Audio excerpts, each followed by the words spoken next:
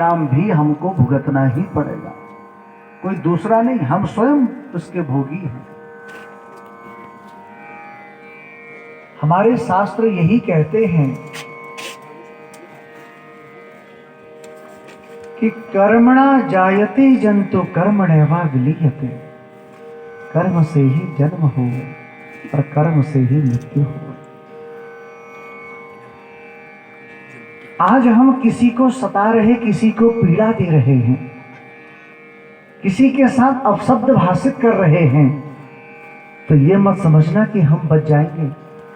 कल के दिन हमारे साथ भी यही हाल होगा, कहीं ना कहीं किसी ना किसी मोड़ पर तो उस अपने कर्म फल की प्राप्ति होती ही है, ये पक्की बात है।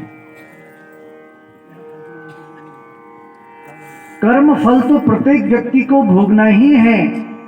गीता में तो स्वयं लिखा, न सेयते कोटि जन्मम सतैरपि अवश्यमेव भुक्तव्यम कृत कर्मम शुभाशुभम। अवश्यमेव भुक्तव्यम, भोगना ही है। और कब?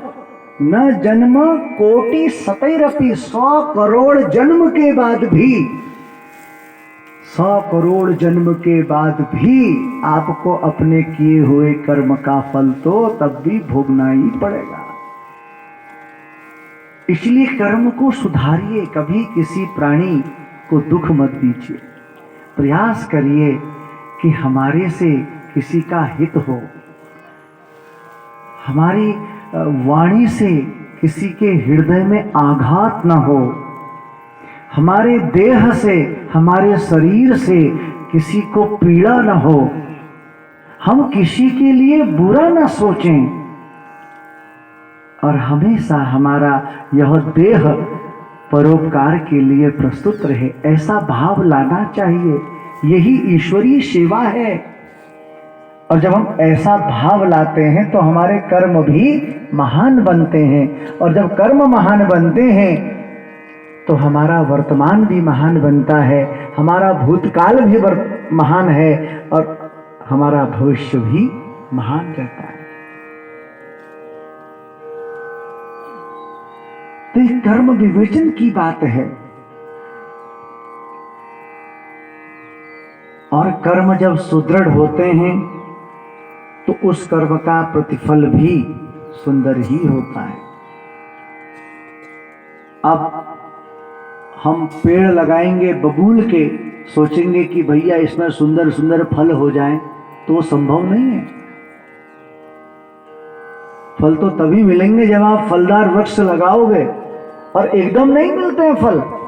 जैसे फसल धीरे धीरे उगती है, वृक्ष का पेड़ धीरे धीरे बड़ा होता है, फिर फूल आते हैं, फिर उसमें अनेक प्रकार के फल आते हैं, तब उन फलों को हम ग्रहण करते हैं। डायरेक्टली फल नहीं मिलता।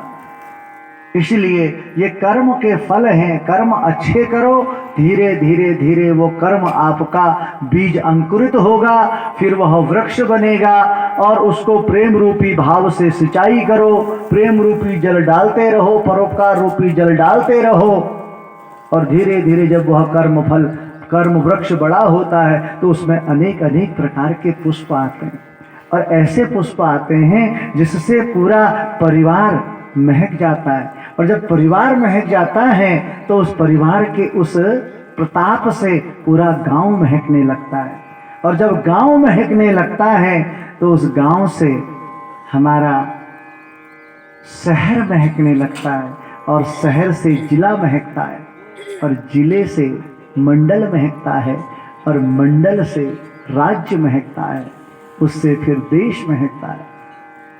तो उसकी शुरुआत हमने कहाँ से करनी है? अपने घर से करनी है। हमको अपने स्वयं से करनी है। स्वयं कर्म फल, स्वयं कर्म वृक्ष को लगाना है। शुभ कर्म वृक्ष, शुभ कर्म वृक्ष। और हम थोड़ा सा सत्ता पा लेते, अभिमान कर लेते। आज ये भीम नाम का जो राक्षस है,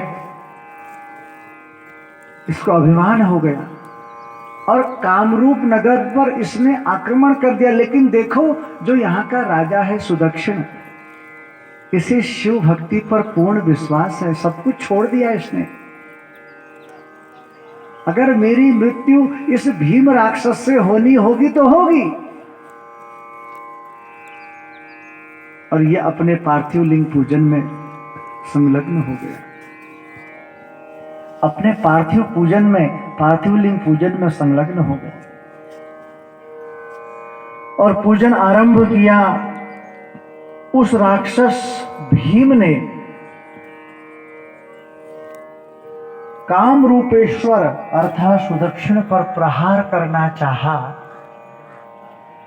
जब प्रहार करना चाहा तो उसकी तलवार उस शिवलिंग तक पहुंची ही नहीं थी। उसी शिवलिंग से भगवान शिव प्रकट हो गए। भीम का सेना भीमा शंकर के रूप में प्रतिष्ठित हो गए। वहीं पर भीमा शंकर के रूप में विराजमान हो गए। भीमा शंकर ज्योतिर्लिंग